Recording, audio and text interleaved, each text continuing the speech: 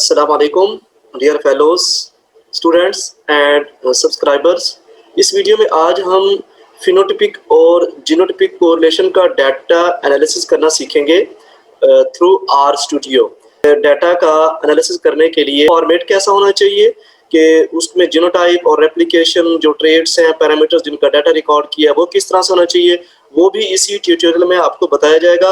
Plus are script या R code आपको भी दिए जाएंगे ताकि आप अपने डाटा का किस तरह से एनालिसिस करते हैं आर स्टूडियो में, ताकि आपको भी आपके थीसिस में, आपके जो वर्क है, एक्सपेरिमेंट है या रिसर्च पब्लिकेशंस हैं, पेपर्स हैं, उनमें हेल्पफुल हो सके। बाकी तमाम जो प्लांट ब्रीडिंग एंड जेनेटिक्स में डाटा एनालिसिस होते हैं, just like diallel, line into tester, correlation, simple correlation और उसके अलावा heritability, genetic advance, path analysis, stability analysis, principal component analysis, जितने भी एनालिसिस हैं तमाम इसी ही यूट्यूब चैनल पर अपलोडेड है।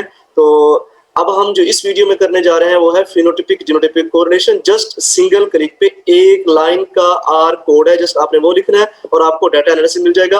बाकी हमने इसकी जो डाटा एनालिसिस करने के लिए शीट का, एक्सेल की शीट का एक फॉर्मेट होता है, वो हमने डिस्कस किया है। स्टूडेंट्स को जो मेन प्रॉब्लम होता है कि उनको फॉर्मेटिंग से इतना नहीं आती कि डाटा एनालिसिस किस तरह से सेट करना है, तो हमने इस वीडियो में वो भी बताया हुआ है। तो चलते हैं हम अपने टॉपिक की तरफ। ये हमारे पास डाटा सेट है, ये सपोज्ड डाटा सेट है कि जिसको हमने टेस्ट करना है कि किसी भी प्लांट ब्रीडर्स के पास या जिसने जीनोटिपिक एंड फिनोटिपिक को रिलेशन कैलकुलेट करना है, तो उसकी जो शीट बनेगी, डाटा शीट, वो इस फॉर्मेट में होगी।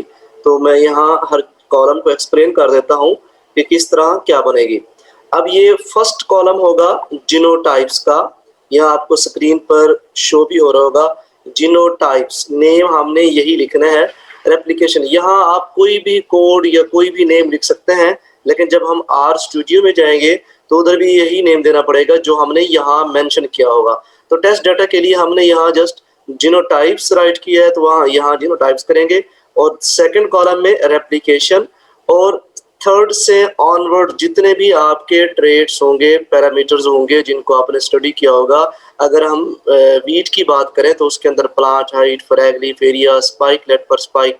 कॉटन की बात करें तो उसमें भी हाइट, मोनोपोडियल ब्रांचेस और नंबर ऑफ बॉल्स वेट, इस तरह जो भी आपका पैरामीटर्स है स्टडी का, वो यहाँ आप मेंशन करेंगे।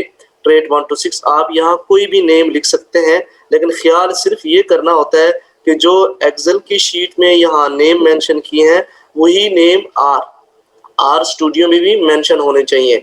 अब डिफरेंस मेन क्या है कि जीनोटाइप्स के नीचे जो नेम लिखने हैं, जितनी भी आपकी जीनोटाइप्स हैं, ये अपर केस में नहीं लिखना, स्मॉल लेटर में लिखना है। ये ख्याल करना है, ये R studio program case sensitive होता है कि इसमें जो अपर केस और लोअर केस के जो वर्ड्स हैं उनको ये डिटेक्ट करता है, फिर इस तरह प्रोग्राम रन नहीं होता क्योंकि उनका कंपैटिबिलिटी मोड इस तरह से बना होता है। अब ये जीनोटाइप 1, जीनोटाइप 2, जीनोटाइप 3, इस तरह से उसके नेम लिखने हैं। हमारे पास यहाँ आपको शो हो रही है G28, टोटल 28 जीनोटाइप्स हैं। 28 के बाद फिर हमने उनको दोबारा 28 तक लिख दिया, यहाँ तक खत्म हो गया।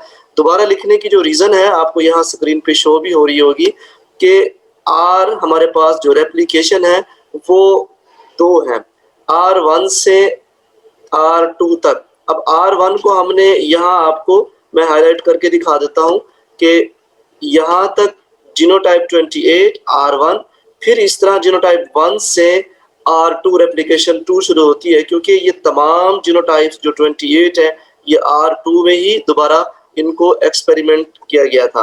अब इसी तरह अगर आपके पास R3 है, R4 है, जितनी भी रेप्लिकेशंस हैं, तो यहाँ आप इसी तरह से ही फॉर्मेट बनाएंगे। या जितनी भी आपके पास जीनोटाइप्स हैं, 100, थाउजेंड्स, जितनी भी, तो इस तरह का फॉर्मेट के जीनोटाइप्स को फर्स्ट कॉलम में, फिर स्मॉल लेटर में लिखना है, लोअर केस में G1 से ऑनवर्ड, फिर उसी के सामने ही सेकंड कॉलम में, यहाँ कॉलम भी एक ब्लैंक नहीं करना, नहीं छोड़ना कि ए के बाद आप रेप्लिकेशन सी कॉलम में लिख दें, एक कॉलम आप छोड़ दें, इस तरह नहीं करना। तो इस तरह जीनोटाइप तमाम लिख के तमाम उसकी रेप्लिकेशंस, फिर उसके बाद जीनोटाइप 2, फिर उसके बाद उसकी तमाम रेप्लिकेशन, इस तरह लिखना है। उसके बाद आपके ट्रेड्स आ जाएंगे। ट्रेड्स की जो भी आपने एक्सपेरिमेंट से वैल्यूज ली होंगी, डाटा रिकॉर्ड किया होगा, यहाँ आप लिख देंगे R1 की, R2 की, R3 की जितनी भी होगी, तो ये यहाँ लिख देना है। तो ये एक टेस्ट डाटा शीट है phenotypic and genotypic correlation calculate करने के लिए on a single step. Just एक लाइन लिखना है आपने, तो आर स्टूडियो में आपको फौरन ही उसके रिजल्ट्स मिल जाएंगे। तो आइए हम चलते हैं आर स्टूडियो की तरफ किस तरह से। तो इसका नेम भी मैंने स्टूडेंट्स लिख दिया है, टेस्ट डाटा। इस तरह आपने भी इसको लिख लेना है। जब आर स्टूडियो को हम ओपन करेंगे तो इस तरह आर स्टूडियो इधर ऊपर मेंशन होता है, तो इस तरह इसके डिफरेंट कंसोल्स ओपन हो जाते हैं। तो हमने यहाँ सबसे पहले जाना है इंपोर्ट डाटा सेट। ये आर विंडो है आर स्टूडियो की। हमने जब अपने ही कंप्यूटर से इसको ओपन किया तो इस तरह से ये ओपन हो गया। फर्स्ट न्यू जो ओपन करेंगे तो इस तरह शो होगी। तो जो आर का वर्जन है वो है 4.0.5। तो इस तरह का ही आपने ही वर्जन यूज करना है। तो इंपोर्ट डाटा सेट में आपने जाना है। इंपोर्ट डाटा सेट में आपको डिफरेंट ऑप्शंस मिलेंगे। तो हमारे लिए जो स्टूडेंट के लिए जो इजी होता है वो एक्सेल में होता है। तो एक्सेल को हम जब ओपन करेंगे इस तरह, तो ये आपसे एक पाथ पूछेगा कि फाइल या यूआरएल, तो इसको ब्राउज करना है कि आपके लैपटॉप में कहाँ पड़ी है फाइल। तो हम इसको अपने ही लैपटॉप में जाके देख लेते हैं कि कहाँ पड़ी है जो हमने सेव की है इसमें। तो ये इधर हमारे पास वेरिएबिलिटी एनालिसिस में टेस्ट डाटा, तो यहाँ हमने इसको पाथ दे दिया। जहाँ भी आपके लैपटॉप में जिस फाइल में भी जिस ड्राइव में भी आप रख सकते हैं। तो इस तरह रिट्रीविंग होगी तो आपके पास डाटा शो हो जाएगा। इस तरह अगर डाटा शो हो तो अगर आपके पास as a default first row as a name open data viewer ये क्लिक ना हो तो इनको क्लिक कर लेना। तो जिस तरह आपको ये विंडो जो ओपन हुई है शो हो रही है, तो इसी तरह ही आपको पास होनी चाहिए। तो ये कैरेक्टर्स, यहाँ कैरेक्टर्स लिखा होना चाहिए, यहाँ डबल। तो ये सारी चीजें आप यहाँ इसी ही स्क्रीन पर देख सकते हैं। आपके पास इस तरह से बाय डिफॉल्ट आ जाएगी। अगर बाय डिफॉल्ट नहीं आती, यहाँ जिस तरह डिफॉल्ट लिखा हुआ है, तो आप इसको डिफॉल्ट कर लेना या यही वाले ऑप्शन कर लेना। क्योंकि ये जो आर स्टूडियो है सिर्फ इसमें जो स्टूडेंट्स को प्रॉब्लम होता है, स्टूडेंट्स जिस चीज का ख्याल नहीं करते, तो वो यही होता है कि ये केस सेंसिटिव होता है। थोड़ा सा इसके अंदर जो ऑप्शंस होते हैं वो उससे कंपैटिबल ना हो तो रिजल्ट्स नहीं देता, जिस वजह से स्टूडेंट्स को डिफिकल्ट लगता है। अदरवाइज आर स्टूडियो बहुत ही इजी सॉफ्टवेयर है, या इससे इजी एनालिसिस होते हैं just on a single click. तो इस तरह आपके पास शो होगी। तो आपने यहाँ इंपोर्ट पे क्लिक करना है, ये लाइब्रेरी रीड। अगर आपके डाटा में कोई प्रॉब्लम होगा, अगर आपने डाटा उस फॉर्मेट के मुताबिक नहीं बनाया होगा, तो यहाँ पे ये शो नहीं होगा, ताकि एनालिसिस के बाद आपको ये जो मिस्टेक्स हैं आपकी वो ना बताए, उससे पहले ही ये आपको बता देता है कि जी आपकी ये गलती है। तो इस तरह अगर व्यूज सही आ गए तो इट मीन्स डाटा आपका ठीक होगा। अब इंपोर्ट पे जाना है। इंपोर्ट पे जाने के बाद इस तरह से विंडोज शो होंगी आपके पास। डाटा यहाँ शो हो जाएगा। आपने यहाँ आर पे क्लिक करना है, इस पे क्लिक करना है, फिर यहाँ टेस्ट डाटा 56 ऑब्जर्वेशन, क्योंकि 28 जीनोटाइप सी, 2 रेप्लिकेशन सी, तो टोटल 56 ऑब्जर्वेशन ऑफ 8 वेरिएबल्स। तो यहाँ 8 वेरिएबल से मुराद कॉलम ले रहा है कि कितने टोटल कॉलम्स हैं, चाहे वो जीनोटाइप्स का है, चाहे वो रेप्लिकेशन का है, चाहे वो ट्रेट 1 2 3 4 5 6 का, जिस चीज का भी वो ट्रेड्स है, तो इन चीजों को वो ले रहा है। तो इस वजह से वो 8 वेरिएबल्स बता रहा है। नेक्स्ट जब हम इनको पाथ देंगे तो इस तरह करेंगे। तो आपने यहाँ इस विंडो पे क्लिक करके आपने न्यू कंसोल ओपन करना है। न्यू कंसोल कैसे ओपन करते हैं? शिफ्ट कंट्रोल इकट्ठा प्रेस करना है। फिर सुन ले स्टूडेंट्स, शिफ्ट कंट्रोल इकट्ठा प्रेस करके एन प्रेस करना है। जैसे ही करेंगे तो आपके पास इस तरह से ब्लिंक करती हुई ये कर्सर और इसमें विंडो शो हो जाएगी। तो ये पहले वाली थी हमारे पास टेस्ट डाटा। जब हम कंट्रोल शिफ्ट और एन, मैं फिर बता रहा हूँ स्टूडेंट्स, ये जो थोड़ा सा है ये स्टूडेंट्स भूल जाते हैं। कंट्रोल शिफ्ट एन प्रेस करेंगे तो न्यू विंडो ओपन हो जाएगी। यहाँ जब न्यू विंडो ओपन होगी तो यहाँ हम जस्ट लिखना शुरू करेंगे क्या, तो फिनोटिपिक जीनोटिपिक कोरिलेशन के लिए जो पैकेज इसमें इंस्टॉल होता है वो होता है लाइब्रेरी वाला। लाइब्रेरी के अंदर जाके पैकेजेस के अंदर जाके फिर वेरिएबिलिटी, क्योंकि इसके अंदर लाइब्रेरी बन जाती है, उसके अंदर पैकेजेस होता है, तो फिर वो पैकेज उसको पाथ देता है कि किस तरह एनालिसिस करना है। तो ये यहाँ पैकेज शो हो रहा है आपके पास। तो यहाँ आपने लिखना है वेरिएबिलिटी। आपके पास यहाँ शो होना शुरू हो जाएगी वेरिएबिलिटी, ये हमारे पास आ गई। तो इसको क्लिक कर देना है। जैसे ही क्लिक करेंगे तो नीचे यहाँ लाइब्रेरी वेरिएबिलिटी शो हो जाएगी कि वेरिएबिलिटी पैकेज या लाइब्रेरी से ये इंस्टॉल किया हुआ है।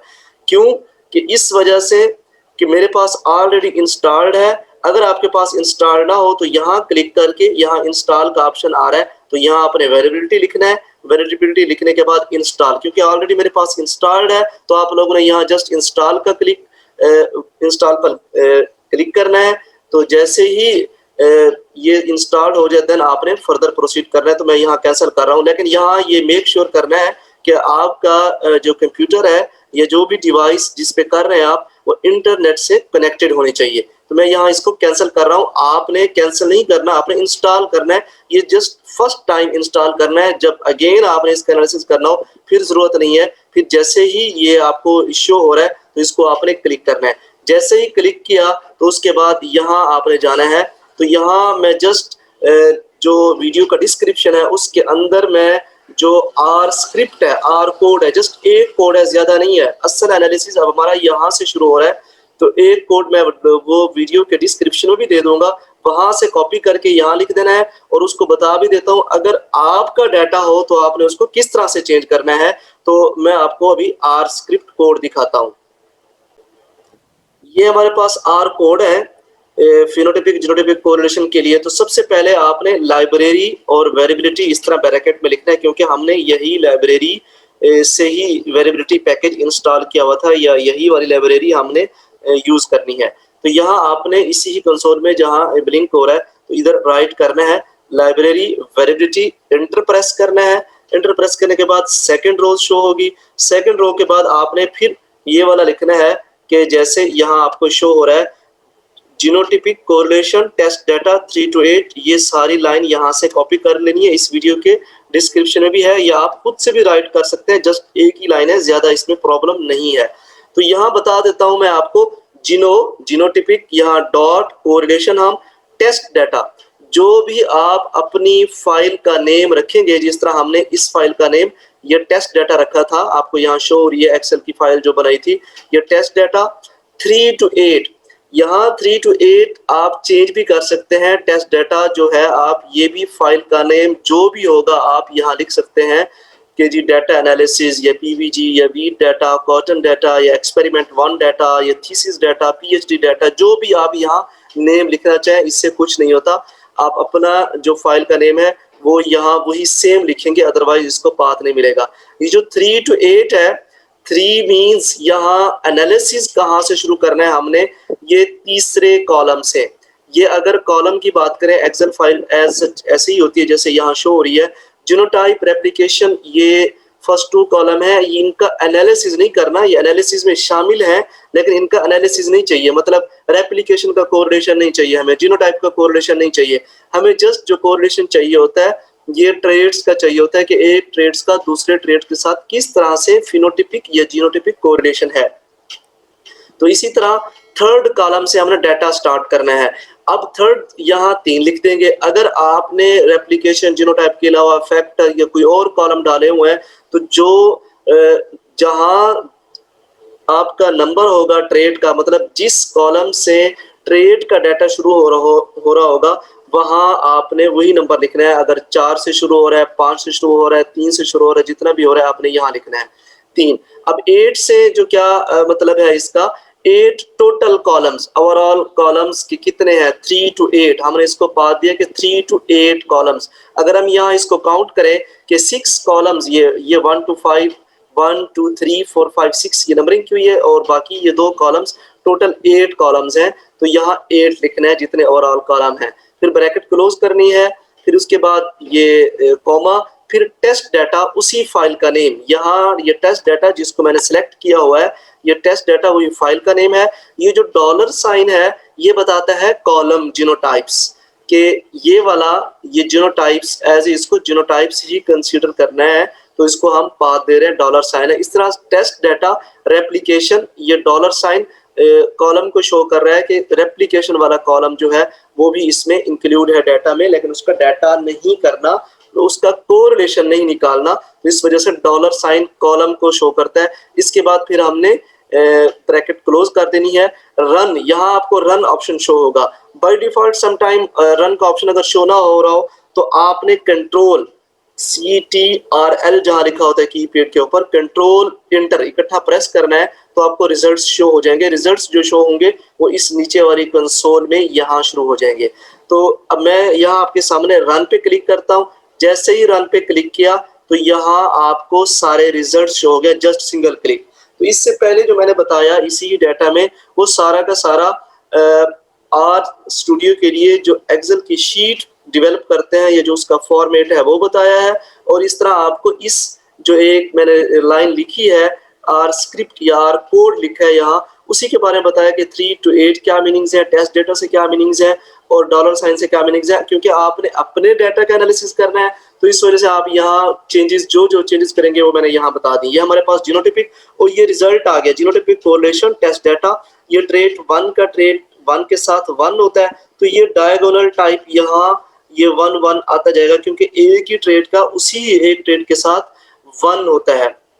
अब यहाँ उसने आर कोड की वजह से आर स्टूडियो ने खुद से ही डाटा एनालाइज करके दे दिया है कि एनएस कौन सा है, नॉन सिग्निफिकेंट रिजल्ट्स कौन सा है, सिग्निफिकेंट कौन सा है, सिंगल स्टार लगाया है, और नॉन सिग्निफिकेंट डाटा कौन सा है जिसके ऊपर डबल स्टार लगाया है। तो ये below diagonal and above diagonal, below diagonal means 1 से नीचे वाली वैल्यूज, अगर हम इनको नीचे ये वाली और इस तरह नीचे 1 से नीचे सेलेक्ट करें तो ये भी जीनोटिपिक कोरिलेशन है, और अबव वाला भी जीनोटिपिक कोरिलेशन है। तो आप इनको कॉपी करके नोटपैड के ऊपर आपकी लैपटॉप में या आपकी डिवाइस में कंप्यूटर में इंस्टॉल्ड होगा, या माइक्रोसॉफ्ट वर्ड की फाइल के ऊपर कॉपी करके आप इसको यूज कर सकते हैं, चाहे जिस टेबल में भी आप इसको लेके जाए। जस्ट यहाँ उसकी इंफॉर्मेशन लिखी हुई है। अगर NS के अलावा, जिसको नॉन सिग्निफिकेंट बोलते हैं, NaNS आ जाए तो इट मींस आपका डाटा रॉन्ग है, डाटा नॉन सिग्निफिकेंट है, वो इस काबिल नहीं है कि उसका एनालिसिस किया जाए, उसमें कोई टाइपिंग मिस्टेक्स या वैल्यूज की मिस्टेक्स है, उसको अगेन रीचेक कर ले। तो यहाँ NaNS आएगा। तो हमारा डाटा ऑलरेडी सारा ठीक है, तो जस्ट इसमें नॉन सिग्निफिकेंट और सिग्निफिकेंट, हाईली सिग्निफिकेंट रिजल्ट्स आए, तो NaNS कोई नहीं आया, तो इट मींस डाटा में कोई टाइपिंग मिस्टेक्स या कोई एरर नहीं है। तो ये हमारे पास जीनोटिपिक कोरिलेशन हो गया। इसी तरह अगर फिनोटिपिक कोरिलेशन की बात करें तो वही इसी तरह फिनोटिपिक कोरिलेशन का मैं यहाँ से ऑलरेडी डेवलप किया हुआ है, तो इसको कॉपी करके जस्ट आपने उसमें ही ले जाना है कि यहाँ पेस्ट कर दिया, इधर ही वही पेस्ट करने के बाद उसी तरह test data 3 to 8 test data column genotypes test data replication, same वही यहाँ जीनो की जगह हमने फिनो लगा दिया।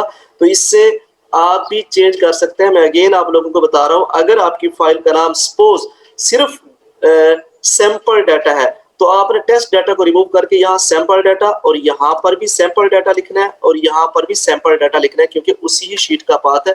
यहाँ आप देख भी सकते हैं ये वही शीट है। तो ये फॉर्मेट भी जो मैंने बता दिया। अब लास्ट में यहाँ कर्सर रख के रन प्रेस कर देना है, तो रन से यहाँ हमारे पास नीचे जो रिजल्ट्स होंगे वो आ गए कि आप देख सकते हैं फिनोटिपिक, पहले इससे ऊपर जीनोटिपिक कोरिलेशन था कि अब यहाँ हमारे पास फिनोटिपिक कोरिलेशन, यहाँ आप देख सकते हैं कि ये जीनोटिपिक कोरिलेशन सारा ट्रेड 1 का ट्रेड 2 के साथ, इसी तरह फिनोटिपिक कोरिलेशन कि ये भी इसी तरह ये वैल्यूज दे रहा है 1 1 above diagonal and below diagonal. इसमें से एक डायगोनल वाली वैल्यूज आपने रखनी है, बाकियों को रिमूव कर देना है।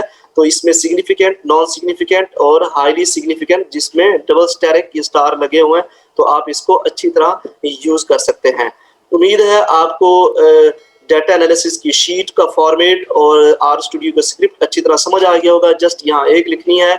अगर आपका इसी ही लेक्चर के रिलेटेड फिर भी कोई क्वेश्चन है या कुछ पॉइंट समझ नहीं है तो आप इस वीडियो के कमेंट्स में पूछ सकते हैं। मिलते हैं एक और नेक्स्ट ट्यूटोरियल के साथ, तब तक के लिए अल्लाह हाफिज।